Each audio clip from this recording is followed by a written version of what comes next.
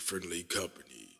They took Chadwick Boseman's Black Panther and turned him into Shadow Man, and turned John Boyega into a character from Honey, I Shrunk the Kids on their promotional material so that it would be acceptable for the Chinese Communist government.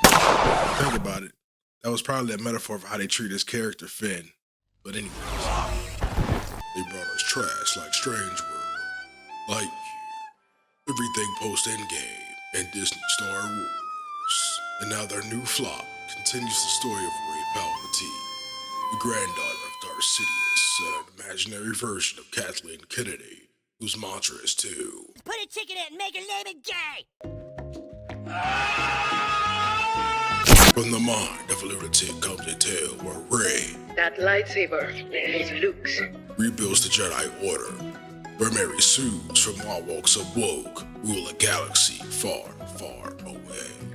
Whether you hated the Disney Star Wars trilogy or you loved it, they're continuously letting the trend of wokeness and ESG guide the future of all their projects.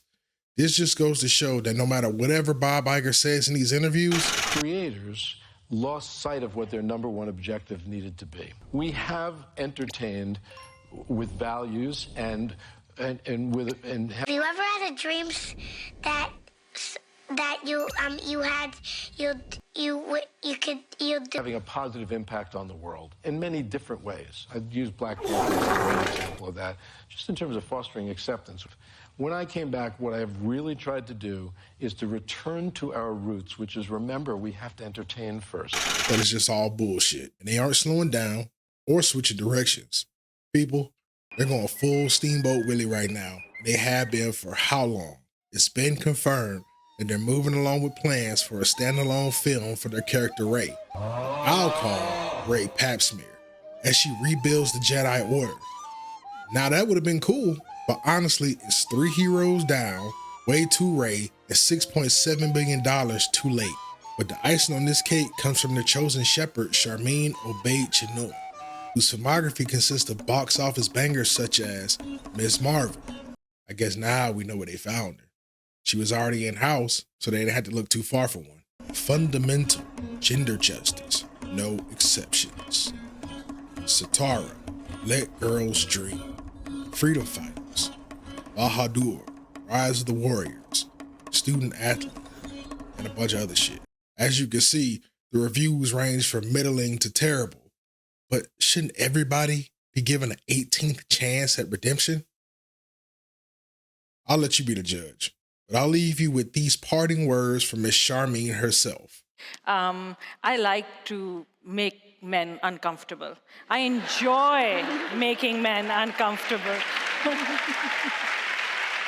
But, it is important to be able to look into the eyes of a man and say, I am here, and recognize that.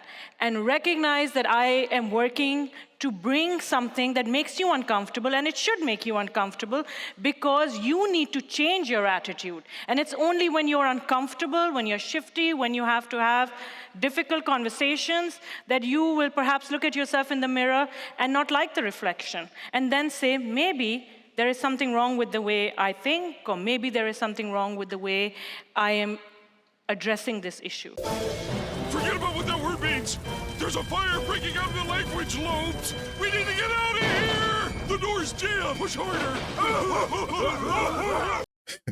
In the past, when has this strategy ever worked for Disney? Did it work when Brie Larson attacked white men? Am I saying that I hate white dudes? No, I'm not. But what I am saying is, I do not need a 40-year-old white dude to tell me what didn't work for him about A Wrinkle in Time. It wasn't made for him. And as you can see, that affected her character and the Captain Marvel franchise all the way to the end, up to the release of the Marvels. Did this work with Thor's director, Taika Waititi, when he said he'd destroy your mythos in a minute, baby? Oh, let's try Rachel Zegler when she should have known Snow White. I know that you've told me before that your version of Snow White is different, and it's more of a 2022 version of Snow White. What did you mean by that? I mean, the original cartoon came out in 1937, and very evidently so. There's a big focus on her love story with a guy who literally stalks her. Yeah. Weird. Super weird. So we didn't do that this time. It's comical, but Disney, or better yet, shit still, keeps running the same old hideout play and getting the same results. People, don't waste your money on this when this comes out, and stop trying to pull your hair out trying to understand why they're doing all this. This is the magical world of Shitsney, and they're here to stay. There's not much to say on this. It's been harped on for years and years now. You know, it's the same old play, same old routine, same old outcome. And I'm here now, so I will capitalize on some of this beautiful, beautiful content. Until then, I'll see you guys in the next one. Peace.